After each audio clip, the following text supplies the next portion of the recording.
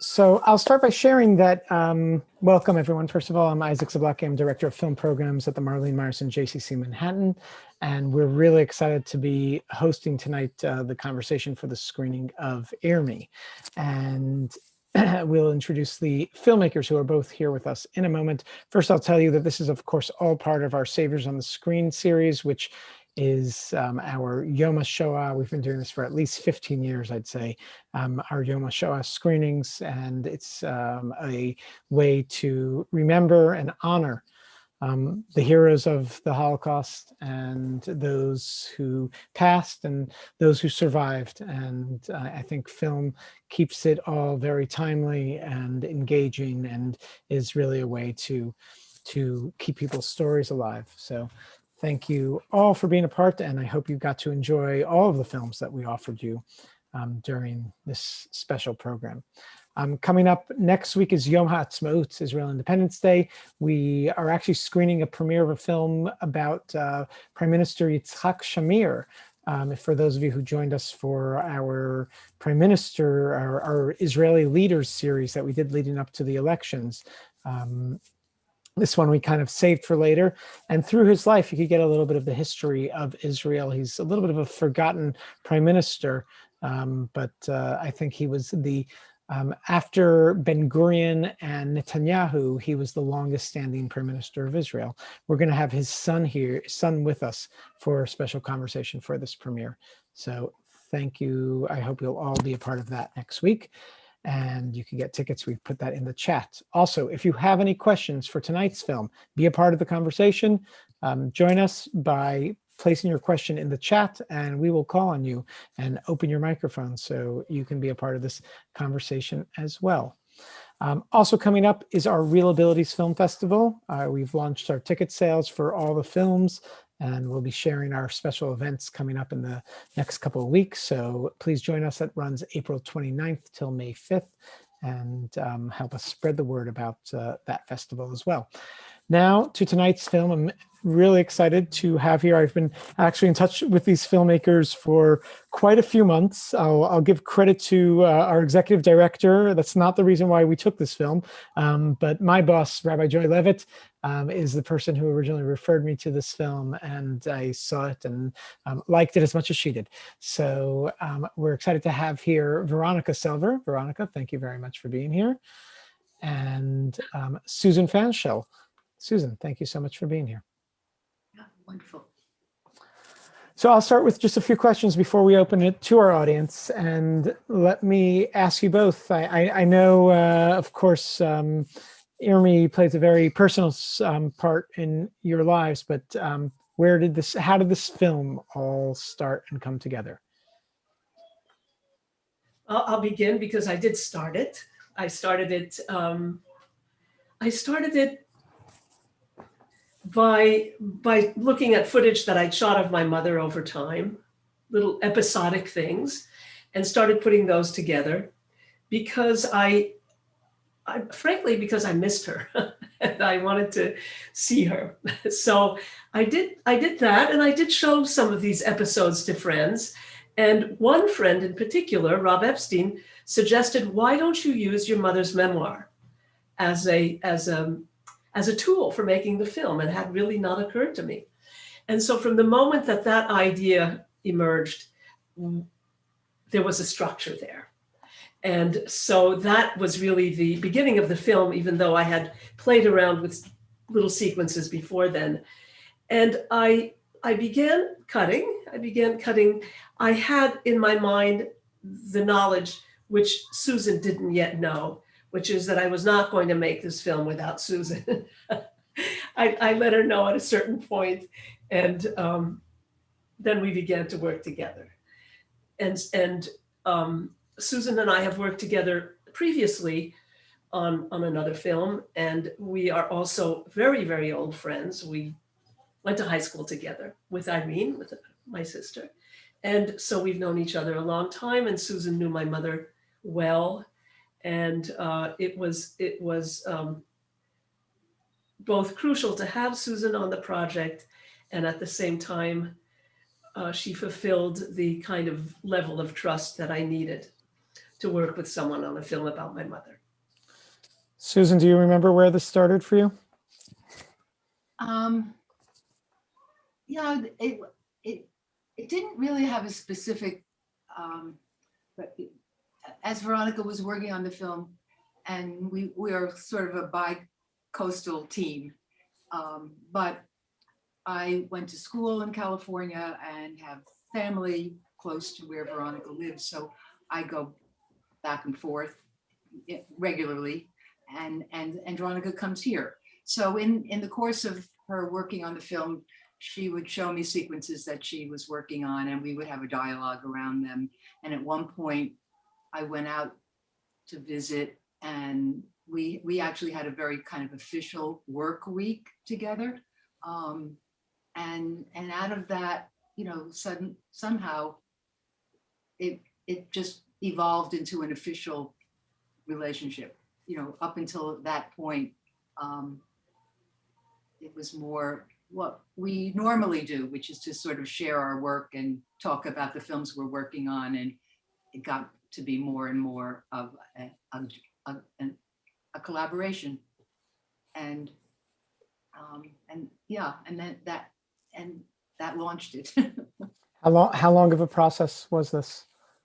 A long time. I A mean, long time. Oh, okay, I'll just put out 6 years, maybe 4.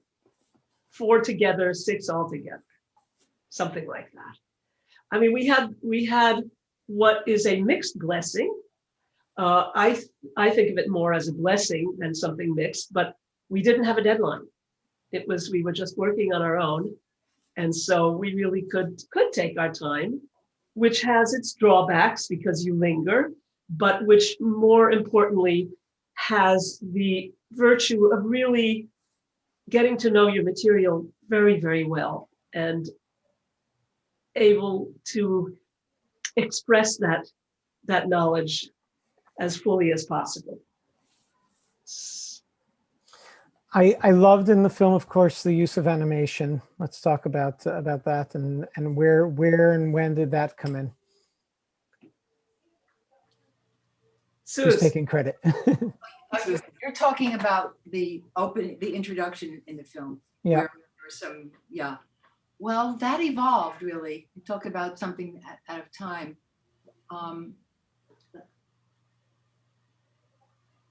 The opening of the film, and beginnings are always difficult, but at one point we were using a narrative by a close friend who Veronica had interviewed, who was describing, because she was an artist herself, she was describing in very clear and lively terms what it was like to walk into Irmi's apartment. And her description was so, I don't know, it was so full of Irmi that we were kind of inspired by it.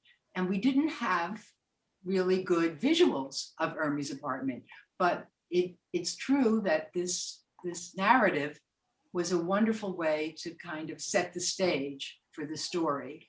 And at a certain point, you know, in listening to her, the idea arose of, well, why don't we animate this? Why don't we bring it to life through using, we had photographs of Irmi's apartment. We had a sense of how to direct the drawings so that they actually do really represent where things were in the room as you walked in, and it somehow captures a spirit about this person that worked for, and then we actually departed from the original voice that had inspired us, and we used Veronica's voice because it was a much more organic way of the film being introduced by the filmmaker.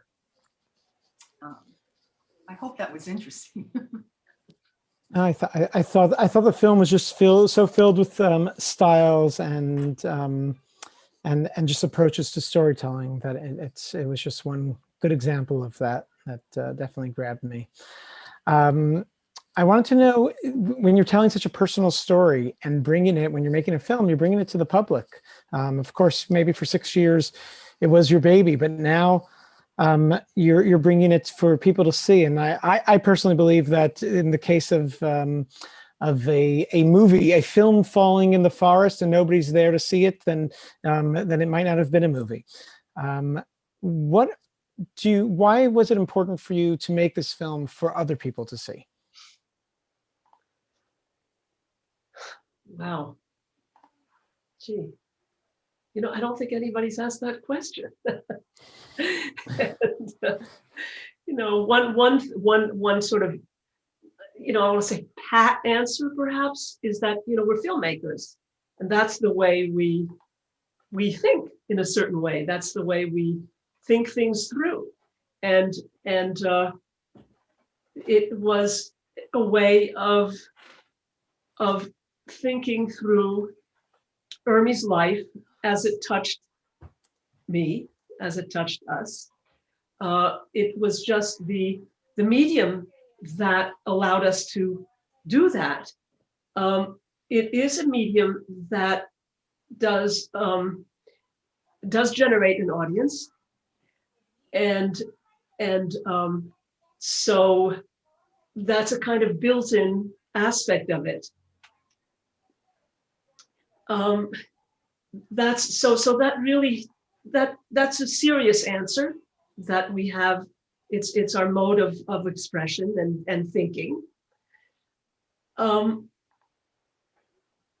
It's also true that I thought, and I think I can speak for Susan too, but that I thought my mother was a terrific person. And I thought that it would be nice to share her. I thought she was a terrific person because I thought she was courageous and had a kind of sense of the value of life and the pleasure in it, the depth of it.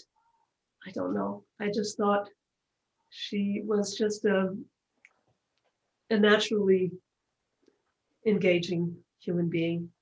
And I had the good fortune of having some material that could express that. Susan, do you want? Yeah. That question was always lingering in our development of the film. Will anybody, want to see this who doesn't know Irmi? I mean, certainly we knew Irmi had a certain amount of, she had a fan club of sorts of people who knew her of all ages and from different parts of her life. But we didn't set out to, per se, make a film that was, destined for theaters. We were very aware that this was going to be always a very personal, very intimate kind of film. We were always trying to be very true to the person, and her story was unique and special and lively. And I would say that it was only when the film got finished that we thought, yes, this is a film that can be seen by other people. And why? What was the difference between 4 years earlier and 4 years later that the film was finished? Was because, when you make something and it gets finished, it has qualities besides the story that make it a story that is worth telling. I don't know. I think that when it came together with the work of the composer, with all the things that brought the film to its fruition, it became a film that could be seen, that we could let go of. It's not just for, I don't know, but I think until the film got finished, we didn't define it as something that was, it was such a close personal experience making it, that we sort of just ignored who is this film for, I think. I do want to add one thing though, because I think it was a motivation, and it hasn't been said, which is that Irmi's story is a Jewish story. It is a story that does fall within the framework of the history of the destruction of Jews in World War II. And that is a core aspect of it.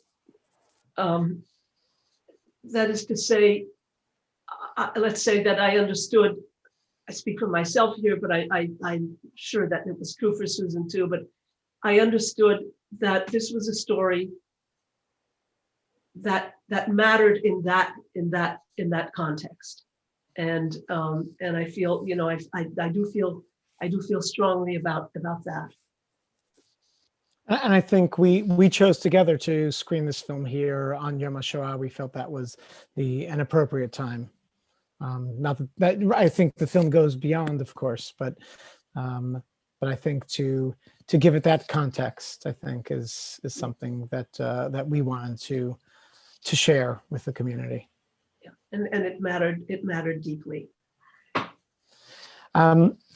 The reactions to the film when you brought this to life were you surprised by any of the reactions outside of your family members? I'd like to hear about the family members' reactions too, but also outside of the family. Sure. Yes, I would say yes. It's been, you know, with all sort of surprise and pleasure. It's been extremely well received. We know this because we've gotten so much email and just praise. It seems to hit a really personal note for people. I think Irmi really comes to life, and people respond to her, and you know, that's extremely gratifying. I think in terms of the filmmaking, well, Susie, you could talk about that. You mean people's response? Yeah. Yeah, we've had lovely, you know, from our filmmaker colleagues, people have written with, you know, respect to the filmmaking in recognition of, you know, the things that the way we went about making the film. And yeah, I wish I could be more specific and less general. But Well, it's I can't think of something that really struck me, but I'll think about it as soon as we stop talking about it. It will come to me. you could go through the emails while you're on the computer. There were many. Good, they're right here. One thing I did want to say, Irene, what? Irene, who's in the film, is present. She could tune in to say something too. Want to. Veronica, you were going to say something? Oh, I was going to say something because two things about the film and the filmmaking and the response to it. One is the voice of Parashibula, that the voice of the voice of the narrator, the voice that is Irmi's voice, her text, was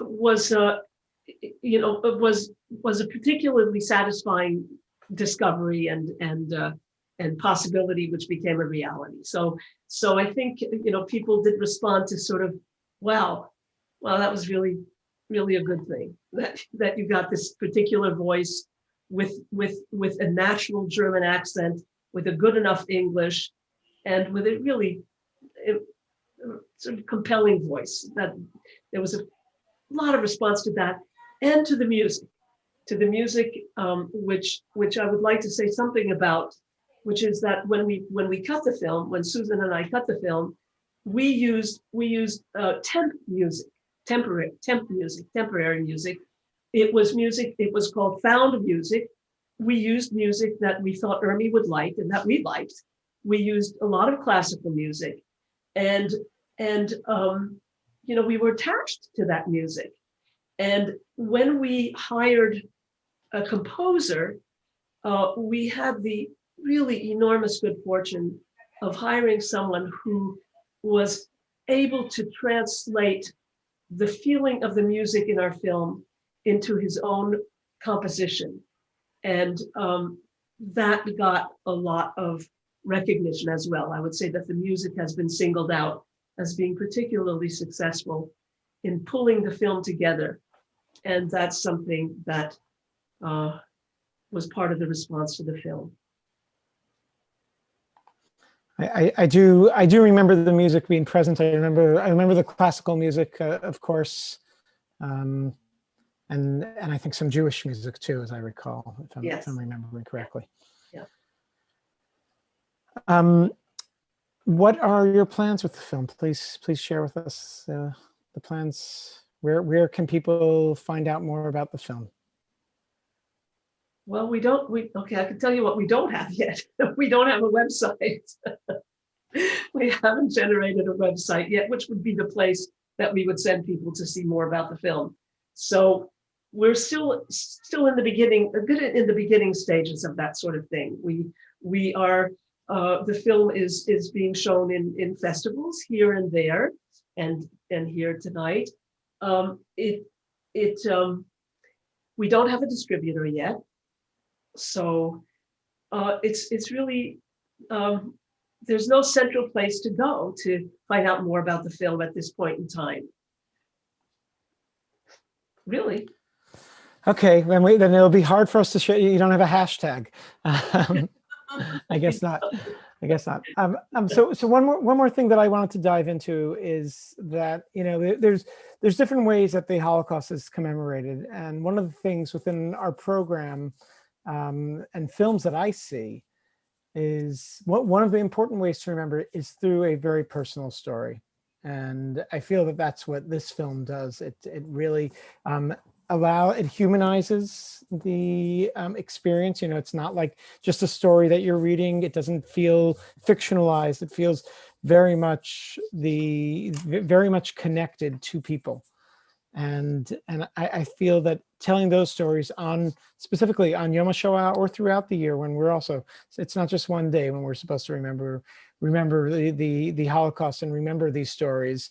I think at any time that we're supposed to remember these stories, having that personal element and told as beautifully as this film is told, allows certain audiences to connect and to feel like, oh, we know this story, we understand who these people are because we've met people like that. And I feel that that's something that this film really brings to life really well. And maybe, Veronica, it's you bringing your mother to life, but it's really just bringing a person to life. A human being is definitely felt there throughout this film, and I think that's a beautiful thing. I don't know if any other Irene, I know you're there, and if any other family members want to share anything about the process and their perspectives on the film. No, I'm seeing her head shaking no. But you can unmute, Irene, if you want us to hear you. No. Well, I do want to say one thing about what you just said, which is that I think for Irmi, her understanding that her story is connected to history was something that she knew, and this would be the thing that she would most recognize. I think she'd be very surprised that a whole film was made about her. I think she had she'd be just sort of like, what? But I think that she would understand that her story does fit within a framework, that it's crucial to remember and to recognize and express. Well, thank you both for bringing this story to life and for sharing it with our community. I think this movie will go on to be shared with many communities, and the spirit will live on and I think be personalized. I want to thank everybody for being a part of our program throughout the entire Yom HaShoah series, our Savers on the Screen series. We've had 3 Q&As here, and they're all recorded. So if you missed any, you can refer to them too. Manuela, you knew Irmi and would like to share something? We can unmute you. Okay. Thank There you. you are. Thanks. I'm first of all so happy to see Veronica and Irene, whom I haven't seen in a long time. But I just also wanted to say I love the film. I knew Irmi as a little girl. I felt I grew up with her in a way in Cape Cod. My family also, being French and American, I have that, you know, the way that Irmi also moved from London to Germany to London to France and lived in all these places and was very multicultural. It made us connect well. What I I remember driving back from the Cape with one of our mutual friends, Bob Teeger, and telling him somebody has to do something about this amazing story. I was just practically jumping out of his convertible car. I remember thinking, we have to do something. And I thought, what is this sort of strong life force almost that was even in me that was generated? Like, why? It went beyond the personal. It went into, you know, these stories have to be told, and I started doing videos of another woman who was 103 just because I felt the passion for it, but I didn't know what I was doing. But it turns out that it was a great thing to do, and I thought, well, people's stories have to be brought out because we can identify with them in a personal way. And I think what I didn't realize half the things that had happened to Irmi, many things, many details, but I will not forget the moment that she said, I choose life, when she was in London. And I was just wondering, you know, that to me, those are the moments that are extraordinary.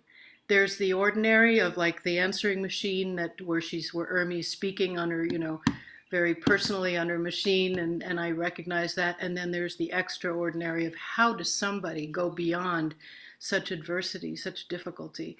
And I think that it's so moving deeply for so many souls out there that to me it feels like a movie that can be appreciated by many.